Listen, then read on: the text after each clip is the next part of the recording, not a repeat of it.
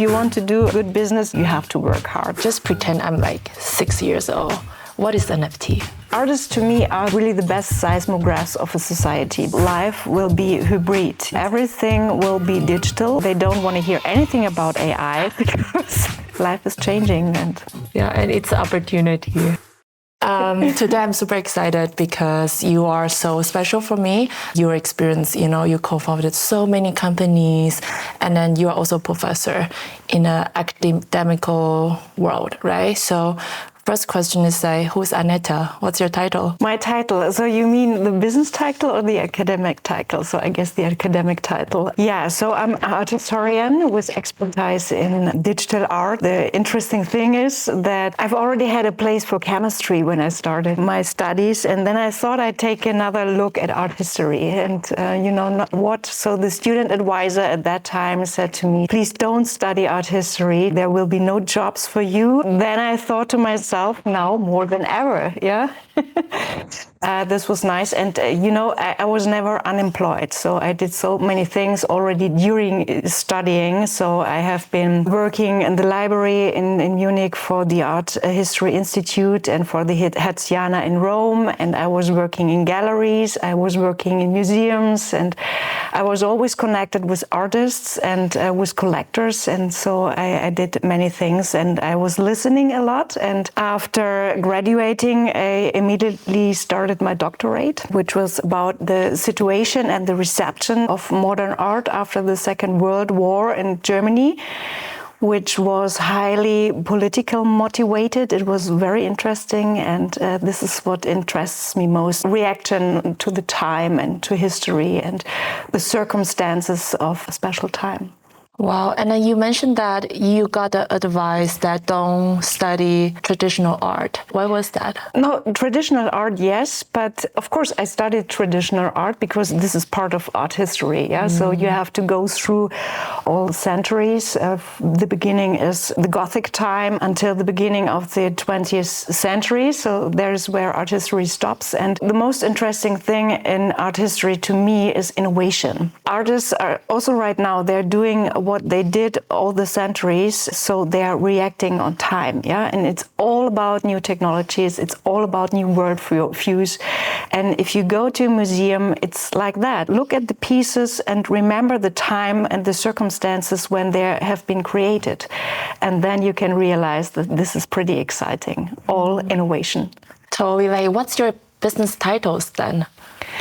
My business title is art history or art historian, but it's far more than that meanwhile, because there have been many other stations after my studying. For example, I was in Brussels for a time to work for a collector, and then I came back to Munich working as gallery assistant, Munich-based gallery. And it started after these experiences, so I was working for myself. So I got freelanced and I opened an art advisory, which is still existing. But in 2014, it was like that people here in Munich asked me to do an art fair. And I said, so guys, there are so many art fairs. So if we do an art fair, let's do something different. We organized an art fair dedicated to digital art in 2014. It was pioneer work, and we invited galleries and artists to show their artworks. And there have been a lot of discussions and experiences around it. And this was also the time when the blockchain discussion started with artists. It was the time when digital artists were thinking about how to uniqueness and to monetize digital artworks. We were discussing the transparency of the blockchain, which is also a game changer for provenance research and all these things. This was my first co-founding companies in the digital field.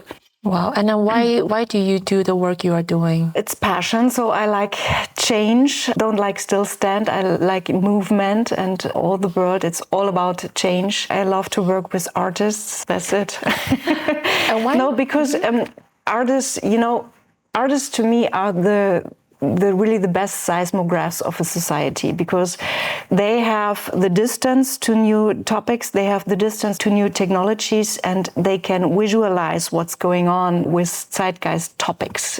What we can feel right now, there is a change in evolution as well. Technology is changing our behavior, our patterns, our thoughts. We are on the next step of a next evolution in mankind. And so this is pretty exciting. So when did you co-found your first company? Can you take me back to the first day when you think about, okay, I'm going to co-found my company?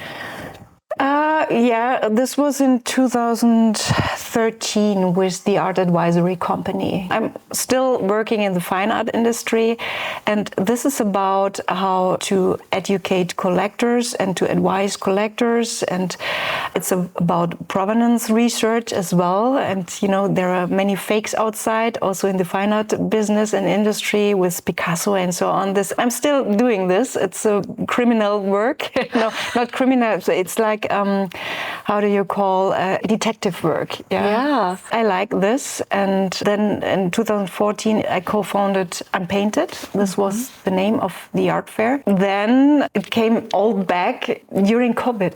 COVID or the pandemic accelerated all these topics. And it was the time in 2020 when Clubhouse started. Do you remember back to Clubhouse? Yeah. So people went crazy with Clubhouse, and we started to rediscuss digital art and digital topics. And since that, I would say I'm deeply into all these topics, and it's my main business now. Wow, so you can really spot on counterfeit of the art piece, right? The fake arts. Okay, if I'm an outsider and then I wanted to collect arts, traditional arts, what's the top advice you would give it to me when I am about to buy in? So to say, somebody told me it's 100 years old art. And what's the top 3 things I need to look at? First of all, you have to buy only these things you really like. Yeah, art is always a dialogue, and you have to live with it. Then you need to know the story of the artist, and you need the provenance, which means what happened to the artwork at the beginning, the stations the artwork had from the artist until the current owner. This is very important, where it was exhibited. In terms of provement, beside the provenance, you can do some technical research. So many things you have to keep in mind. Buying older art pieces, so masterpieces. So it sounds really hard to trace the kind of the history of a really, really old piece. Is that one of the reasons you are so passionate about digital art? And then because I know blockchain, one of the traits is that authenticity. How do you see the authenticity part from the blockchain side can combine with the traditional art? Is there any chemistry between this both? Of course, yeah. So this is what I tell the art industry. So the blockchain is really a game changer also for provenance research. And if we start now to bring these art pieces or the history of art pieces on the blockchain, we can really track the provenance and make a proof and make it transparent to people who want to buy art pieces. Makes absolutely sense. Do you have some use cases or business case already exist? There are some companies who use the blockchain as certification tool, like Art, for example. Also because we co-founded also xcircle, which is an NFT gallery or dedicated to digital art. It's all certified by NFTs. Blockchain proof makes absolutely sense. So I would advise to artists also to make a kind of catalog raisonné with the blockchain as a tool and to use the technology for this. Okay, just pretend I'm 6 years old. What is NFT? 6 years old. Okay. Blockchain is really a tool to make a proof to certify. An NFT is nothing else than the combination between a digital file and a smart contract that altogether makes it transparent and provable. And smart contract is the same as the normal contract? The smart contract is written on the blockchain. What was new in 2014 already, the combination between the blockchain and the smart contract, and it makes absolutely sense, yeah. You teach at LMU, right? It's one of the most prestigious university in the world as well. Do you talk about NFT, blockchain use case in also this kind of prestige organization? I do, so I have the freedom to teach it, yeah. So I'm teaching the history of digital art in university, but it's up from the beginning of digital art, which already happened in the 60s. Yeah, so when the first computer were switched on, digital art was born. It's up to blockchain-based art, also AI art, art in the Metaverse. So we have all these topics in our course. 60s, people use computer create art already back then? This is what I meant with artists. So this is really exciting because they immediately react on new technologies. And when the first computers were switched on, and you remember back, so these were huge machines in huge spaces, but they went to libraries and they wrote algorithms and they printed out their ideas. Yeah, so art is all about ideas and concepts. So these first plotter drawings, so-called plotter drawings, were created in the 60s and they're still there. And artists at that time, they threw it away as well. And today they are very high in demand and very expensive. Oh, really? You mean the print out version or how expensive it is? There are plotter drawings between 20,000 and 100,000, depends on the artist. Holy moly, that's a lot. And what's your favorite art kind? Oh, this is really really difficult. It changed also. At the beginning, I was very impressed from the Gothic time. And right now, I love net art because I'm collecting digital art as well, of course. And I was starting to collect net art very early. What is net art? Net art is internet art, a kind of pre-NFT, because if you buy net art, you buy the domain. And the domain exists only once. So it's unique. You have to share it to the world because at the end you buy a contract where it's all written how to handle with net art.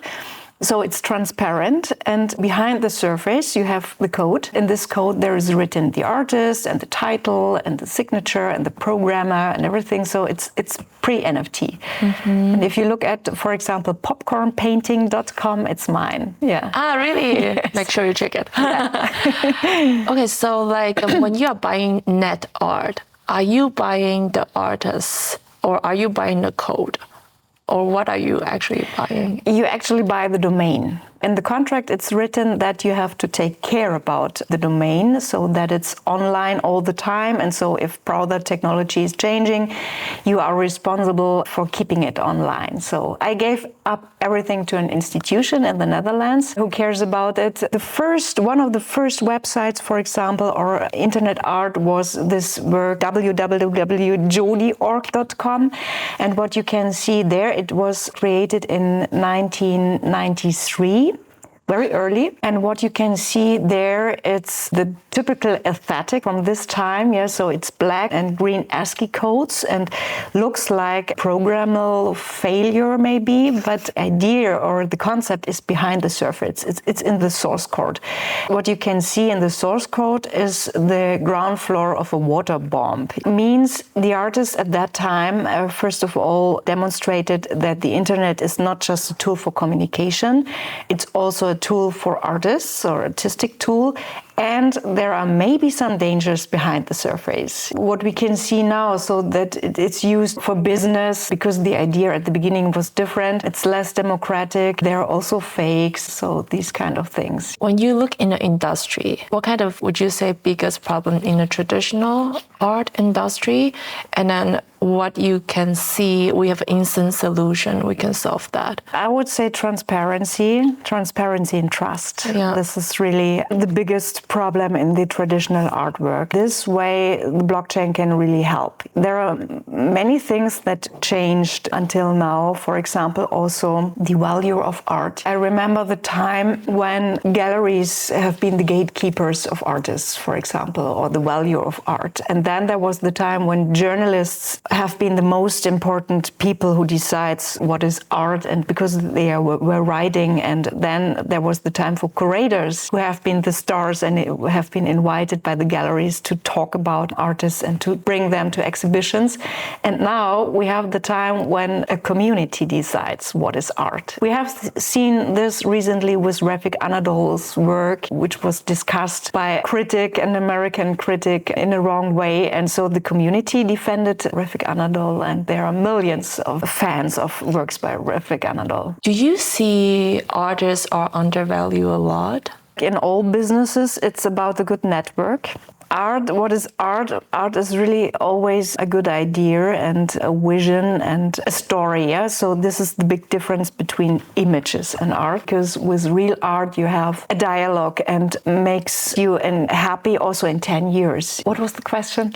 Like, do you think artists nowadays, or like even before, undervalued? Yes, they are. Why? And at the end, because of the network. So you can be a good artist, and if you are not discovered, you won't have a career. Yeah. And on the other side, if you are discovered, and what I mentioned before, so if collectors decide to collect you, or if critics are writing about your work, or if you are invited from curators to do a show, these are the parameters for your career as an artist. And if you don't have this, it's really difficult.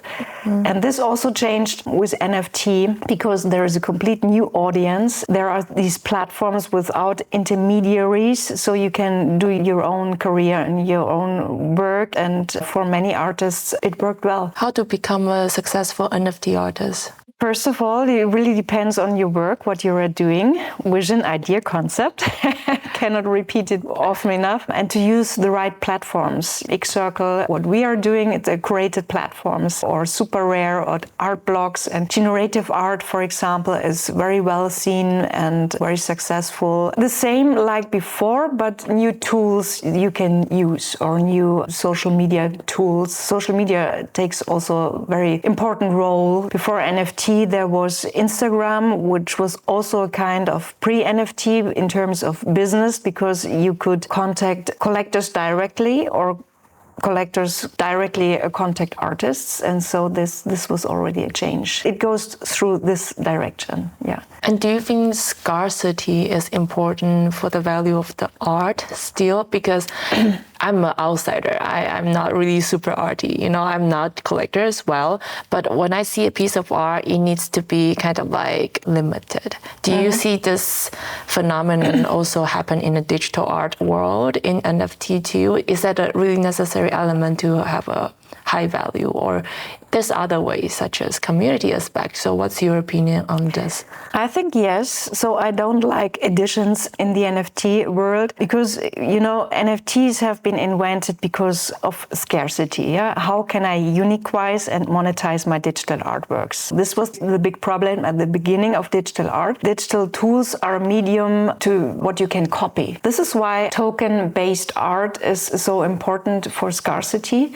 And what works pretty well, and I like this idea, instead of editions, are variations. What we have in generative art, that you have one motive and many motives around, but everything is unique. We are talking about variations. This is why it works so well. And how is NFT art market, or like traditional art market in Munich? I know it's your home base right now. How's German, this kind of industry insights in Germany? Because I got asked a lot, what's up in Germany? So what do you think?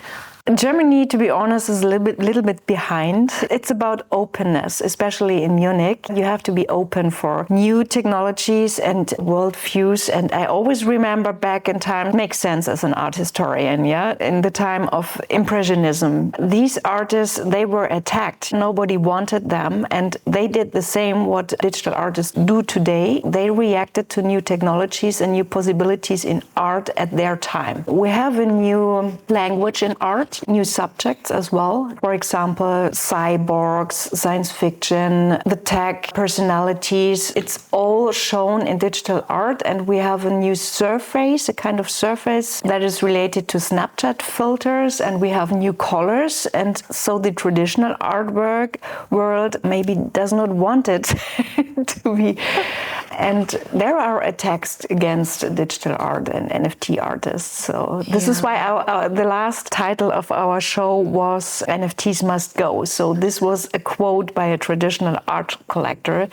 And if you say something like that, it's like you would say brushes must go. Yeah, so the cameras must go. It's just a tool. When you are teaching in a university, how does it feel different when you are out and then being an entrepreneur? I need both, and it makes absolutely sense. Teaching in university, all about reading. If you want to be up to date, so you have to read, you have to reflect, and you have to discuss. And I really love the discussion with my students. I also need this in business. There is no difference to me, but I know it's very unconventional. I do many things. It's not just art, meanwhile, it's also the topic of the Metaverse, and I'm very interested in the field of education and health and the Metaverse, which makes absolutely sense to me, and it's very exciting. I'm also interested in digital transformation in society. This relates back to my PhD topic, which was about the reception. The reception of art and the reception of new technology is very interesting to me. Also AI, that is also reflected in digital art. Of course, artists are using AI since many, many years, goes back so far. It's interesting because if you look at the time and how time is changing, 21, it was the year of NFT and also NFT. So the first NFT art piece was minted in 2014. But time passes. Then in 2022, it was the topic of the Metaverse. Now it's AI. But if you look at the Gartner cycle, for example, it's with all technologies. So there is the big hype, and then there is the deep fall to the valley, and then the creativity period starts. This is what we're witnessing right now as well. So there will be a deep fall with AI as well, and time of productivity will come. And how long have you been teaching? 6 years now. Yeah. When was your latest company founded? The latest company was last year, and I intend to found the next company this year. So we have some companies. So no, it's easy. So I have my art advisory. Then we have the NFT gallery, which is xcircle, and we founded this last year before the big crash. And then we founded NFTory, which is a Web3 company, also advisory. And now I'm going to start a business with the Metaverse in the topic of health and education. It's very important because I'm also in the advisory board of XRXplorer schools. This is about education with XR technology in schools. And this is coming as well.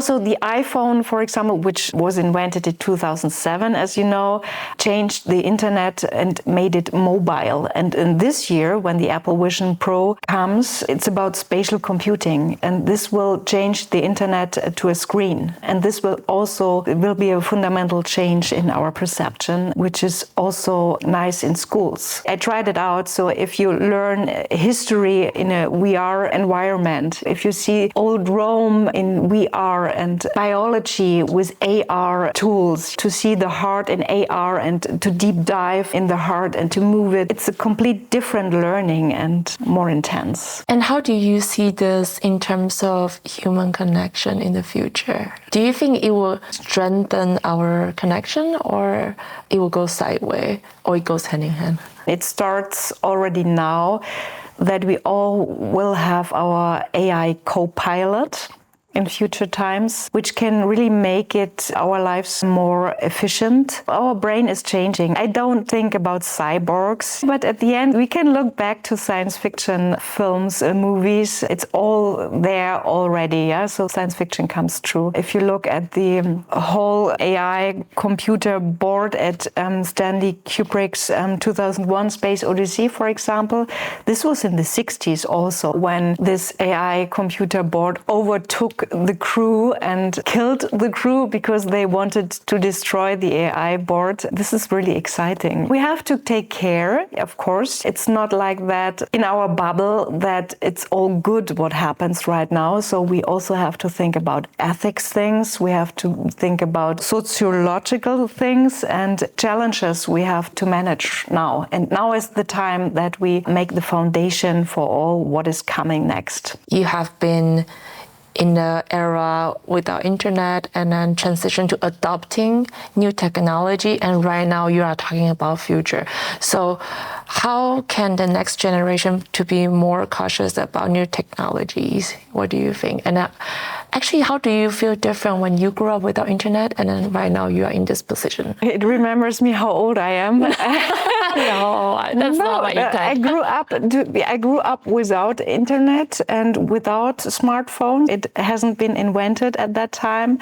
and without social media. And now for the next generation, they cannot imagine a world without that. Yeah, so I will never forget when my nephew in 2010 asked my father, and he said, "Grandpa, so you had no computers in former times, so how did you get to the internet?" They cannot imagine a world without it. There's this symbiose with technology and the next generation, of course. To me, technology, it makes our lives easier to navigate with the smartphone, to order, to buy, to communicate. And this is how we should use new technology. We don't have to be afraid. It's a completely natural development. Can be open to it or can avoid it. So I don't know, but I'm on the first side. So I love new technology. This is what I said before our talk. I have the feeling I'm the generation of the burnout generation because we worked so hard and still, yeah. So if you want to do good business, you have to work hard. It's like that. It's still like that.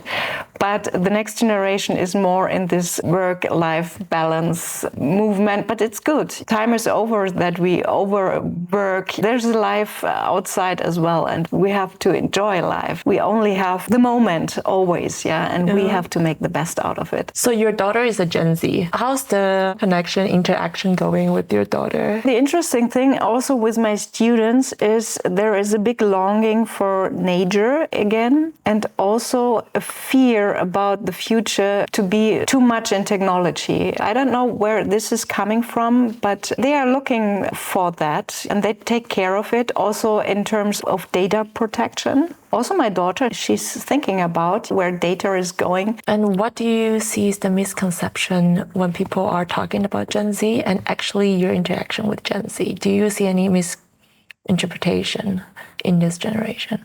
I don't have these problems with the Genesis, but what I heard also on conferences is that thing that this generation does not or is not in the mood to work until midnight. It also maybe has to do something with the pandemic, the change of work. 4-day week, for example, they have their own challenges with climate and all the wars we have right now, but they are very reflected. We should listen more to our kids to understand our time, because what I can see is a big lack between the generations. Some also in my age are not using or believe in new technologies, also the Metaverse. Yeah, I have discussions with my family members and they are asking me, what are you doing there? It's not serious. Like the times when you look back to the beginning of the internet, people said, we don't need this. Emails, yeah, we don't need this. But at the end, it's here to stay. Yeah, it's all here to stay. Taking back to the conversation about this generational misconception. To be honest, I personally am millennial. I'm pretty late millennial, actually. I learned every day from Gen Z. At least my personal experience, they are so smart. They work more efficiently, even though, I know they grew up with ChatGPT, you know. I grew up with Windows XP. What do you expect, right? Yeah. So I'm really consistently inspired by them. And also, like you said, I think they are way more conscious about the usage of such as internet, because I think it's just like their environment. They're in it. It's like we grew up with nature, probably. Yeah. I didn't grow up with nature, but I know you do. And also, the second point you brought up, a lot of people at your age or your generation, they are so afraid of technology. Also, there are a group of people, they want to re-enter the workforce. Do you think it's necessary to adopt technology for your age group to re-enter? And how do you see those people who want to re-enter at your group? Like, what's the advice? It's all about education, but you cannot be behind your time. It's all running so fast. The use of ChatGPT and AI is for everybody. It makes more efficiency and for all generations. Within companies, it's very important that you have different generations in your team to listen each other and to learn from each other, because your generation and the generation of my daughter is so fast. I need some more time for new apps or something, and she's taking the smartphone and in 1 second she can show me what's going on. Yeah. the perception is faster. And this is what I meant, something that changes our brain. This is what I meant with the next evolution. There are many things happening right now, what we maybe not perceive consciously, but what happens, in the background. As a woman in your generation, co-founded a company in such a technology is a really male-dominant world. Art is not, I think. Is art also male-dominant? Yeah, it was, but it's changing. How do you feel like in this environment? I feel good, but at conferences, sometimes you are the only woman within of males and in discussions, and maybe it depends on the topic as well. You really need the interest for technology. But on the other side, it's really a big chance for women right now because all these topics are so new for society. So you can really get an expert if you want to. Yeah. So if you deep dive into the topics, search your niche or maybe also new jobs. There is a big need for experts and new jobs and for people who can educate and who can show the tools, how they work. There's a big chance in society that is changing. Recently, I was talking to an advisor of a big company who said they are now in defense because it's a rule that every company has to integrate women in the boards, for example. So now they feel disadvantaged, I do think this coin has two sides, right? Yes, the environment is the fact.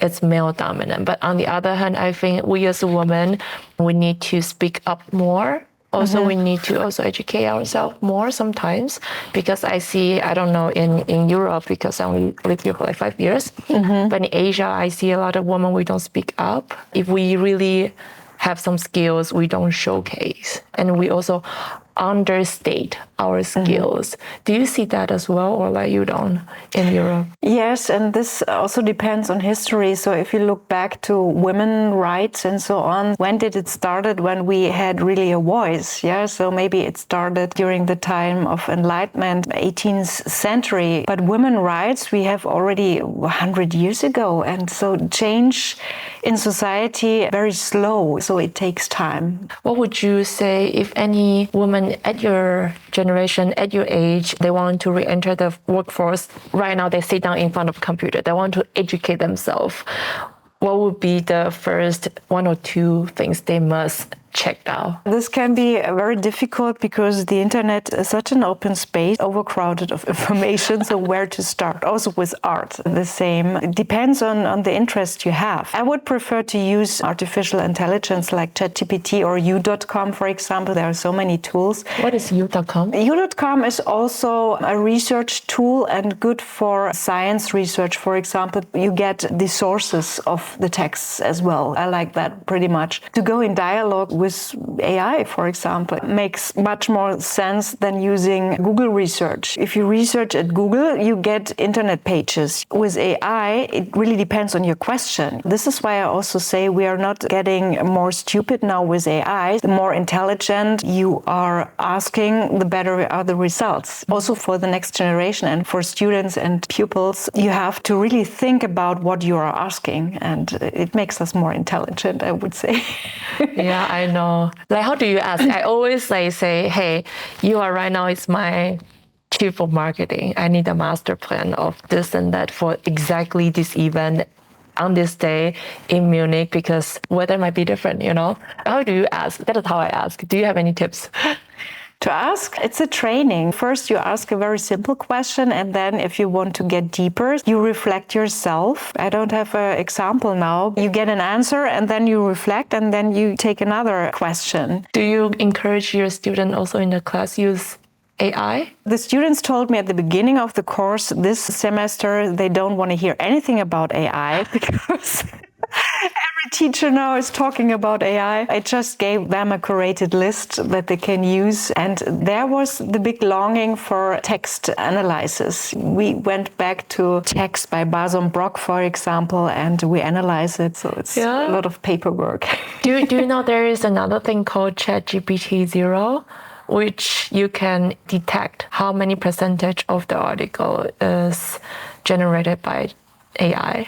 by ChatGPT? There are tools, but I don't know the names right now. Do you encourage your student to use ChatGPT to write homework? In university, yes. In schools, it's not allowed. What is good, ChatGPT or other tools, is that it can give you a structure. This is what students also confirmed me, that it's a new kind of reflection on the structure. It makes the rest of your researches easier. I also use tools to make presentations, and it's impressive if you see that you can choose between language. Shall it be casual? Shall it be intellectual? Or you can choose the design, and you can choose the time you have to talk, and then in real time you get the whole presentation. Of course, you have to work on it because the content is not at the end the best, but it gives you a structure and it makes it much easier. Have you ever done any fundraising? Not yet. We all organized and managed everything by ourselves with own capital. Fundraising in 2021 was pretty easy, as I heard. Everybody wanted to invest in startups and NFT, and nowadays it's not so easy because all of the economical situation and everything. But fundraising is important for companies, startups. And there's a statistic, and it's only 2% of the money goes to female-funded company from VC. How do you see this? It must be the reality. I don't know. Do you think it's changing? It's better? It's getting better? Or there are special funds, especially for women right now. This is something that didn't exist before. It's changing, definitely. Yeah. So we are on the forefront of new businesses and new companies. It's our time now. Yeah. And then you have all the gender thematic. Life is changing, and it's an opportunity. Yeah. I like how you see this as an opportunity. Yeah, I think sometimes we just don't, how should I say? The history is already in the past, right? And right now we should focus on the future, such as digital art or gender equality. And then right now, all the companies such as you just mentioned that the conversation a company wanted to change, right? To have more women on the board that are also positive. Just we need more supply in the market. We don't have enough women, just come out. Yeah, but it's a type question as well. As a businesswoman, you need power, you need to be patient, and what we call in German Durchhaltevermögen. I don't know the English word. Mm-hmm. And of course you have... Is it persistent? Persistent, yeah. Or no? Persistence, yeah, in this direction. So there are many challenges as well. And if you are freelanced, of course, it's different than the situation if you are employed. Yeah, so you have to care about your monthly income for yourself. And there are mountains and valleys, and you have to be that person that can go through these periods of time. Do you think mentorship is important, or do you think community or support group is important in this regard? It is, yeah. Mentoring is also not the better thing. Self-reflection is not the better thing. And I have colleagues who are training business discussions in front of a mirror before. It's a kind of a special language you can be taught. And in Munich, is there this kind of group exist, or on the internet, if there's any woman kind of group exists in terms of education, getting resources, mentorship? There is a women Bitcoin group in Munich. They have meetups regularly. I have been to some different events in the last year that was dedicated for women with discussions about this, leadership, like in every city. So it's not a question of Munich or not Munich. It happens in every city, also in small cities. Women are coming together. We are stronger together. Yeah, we are stronger together. Yes, exactly. And also, what kind of events are you hosting right now? And then tell us a little bit about your new venture. In December, we had our last show, NFT Must Go, with the xcircle galleries. There we are regularly showing digital art in different fields of digital art. So AI, AR, XR, network, and net art and everything. Then I'm doing a lot of keynotes also this year about all these topics topics because, education is really my favorite thing. Personally, I'm going more in this healthcare direction and education in schools and university, and also in the field of business for companies. Healthcare. What do you mean by healthcare? The virtual worlds in science and therapy, for example, is very interesting. Yeah, so to treat phobies, for example, in the Metaverse makes absolutely sense. 3 years ago, I was at Boston University, and there was pandemic. All lockdown in the US was bad, was horrible. And during that period of time, I got eating disorder. And then because it was pandemic, right? So you are not allowed to go to clinic or anywhere if it's not necessary. I went into the hospital and then I got a lab check, and then everything's kind of normal. I just didn't have sexual intercourse, of course, because my period didn't come for 3 months because of my eating disorder. Okay. And then they said, okay, if that is the case, then you need to go to psychiatrist sessions. I was actually one of the first one got this kind of treatment virtually, and it worked. Yes. And it worked, right? And sometimes people think is that, okay, I don't have time to go to therapies, so that is why I'm delaying the timing of getting help. I think that is very kind of like an old idea and which need to be refreshed, right? Yeah. And do you do the therapy in also Metaverse or just like virtually, starting virtually and then like? I think it's going hybrid, yeah. It's not that, of course, the future is about the digital extension of reality. We don't have only this reality in our times. We have augmented reality, we have virtual reality, we have extended or mixed reality, we have spatial computer. From this year on, life will be hybrid. Everything will be digital, I guess. Also products to treat or to be treated in virtual environments can be really good. Then we will have both. We'll have these meetings in the Metaverse or in virtual worlds, and we have the face-to-face consultation. I think this concept needs to be encouraged more and more, since now we are all working remotely. We are so digitalized, and then in this kind of new way of living, I think we also need a new way of getting help as well. Yes. For mental health. Yeah. Exactly. In case millennial also getting burned out. Yeah. Definitely. Yeah. What's the best and worst piece of advice you have ever given or ever received? The best and the worst was not to study art history. No, it's like that. The best is always you can do it. It does not work, it does not exist. This is my opinion. My advice, it would be the next question is always be yourself, face challenges, be open to new things and changes. Change is the essence of life. Accept and deal with criticism as well. This is what I learned in the past. I'm very open to criticism, and you can learn a lot from the perspective on others and the view of the outside. I always try to go outside, also in my own business, and to look at things as a foreigner. Be open for change. Yeah, the only thing remain unchanged is keep changing, right? Yes. So amazing. Yeah, thank you, Annette. Like your entire journey, from professorship, how you grew up, co-founded companies until now, how you see or envision the future as well. I think it's so inspiring.